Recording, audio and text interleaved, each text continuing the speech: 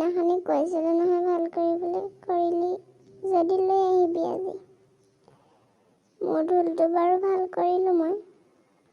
ঢোল আৰু আমাৰ দুটাৰহে আছে, বাকী খেলৰ ঢোল নাই নহয়। সেইটো কাৰণে ঢোলটো এটা ঢোলত ভালকৈ হেৰি নহয়, তোৰ ঢোলটো যদি হয় বেছি ভাল হয় আৰু। কালি ককাই ভাল কৰি আনি দিছেহি, আজি মই লৈ যাম বাৰু দে। তোৰটো ঢোলতকৈ মোৰটো ঢোল অলপ ডাঙৰ, মোৰ মাতটো অলপ ভালেই আহে বাৰু, ভাল লাগে বজাই মোৰটো ঢোল। মই বেলেগৰ ঢোল বজাই ভালেই নাপাওঁ। এইটো ফুটনি ওলোৱাটো ফুটনি কথা হ'ব আৰু এতিয়া। ৰহ বাপেকে মই ফুটনি মাৰিম এতিয়া। হেৰি তহঁতৰ গৰুজনী গাখীৰ ওলাই থাকে নহয়, হেৰি আমাৰ ককাই দৈ গাখীৰ অকণমান তহঁতৰ ঘৰত ক'বলৈ গৈছে। দৈ গাখীৰ অকণমান লগাবলৈ বোলে সিহঁতৰ ঘৰত ক'ব লাগিব। তই কবিচোন বোলে তাৰ লগতে স্কুললৈ যাওঁ নহয়। তই ঘৰত কথাটো কবিচোন, আমাৰ ককা ৰাতি যাব বাৰু। তহঁতৰ গৰু গাখীৰ দৈ কৰি বিকে নহয়, কবিচোন ঘৰত। অঁ ঠিক আছে ক'ম বাৰু দে।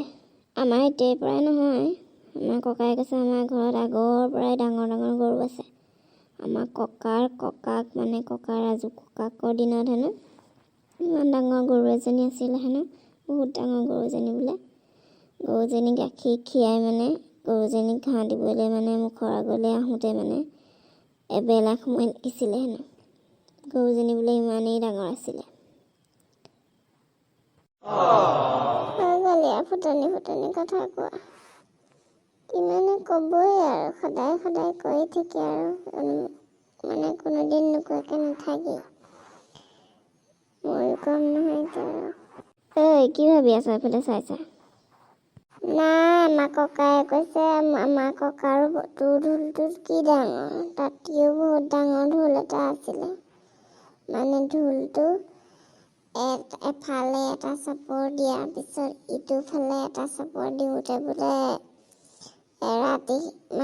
ৰাতিপুৱাই গৈছিলে বোলে। যদি ৰাতি চাপৰটো দিয়ে ৰাতিপুৱাহে ইটো চাপৰ দিব পাৰে বোলে। হাতটো বোলে ইখন মানে এটা চাপৰ দি ইটো চাপৰলৈ আনোতে বোলে সিমান সময় লাগি গৈছিলে বোলে, ৰাতিপুৱাই গৈছিলে বোলে। ইমান ডাঙৰ ঢোল ক'ত পালেও তহঁতৰ ককাই? ইমান ডাঙৰ ঢোল কেনেকৈ বনালে? কোনে বনাই দিলে হেৰি তই যে কৈ আছ গৰু এজনী তহঁতৰ আছে বুলি বহুত ডাঙৰ, গৰু গাখীৰ খীৰাই একফালে তাই গৰুজনীৰ মুখৰ আগফালে আহোঁতে এবেলা সময় লাগিছিলে বুলি, সেই গৰুজনীৰে চালে সতি বনাইছিলে।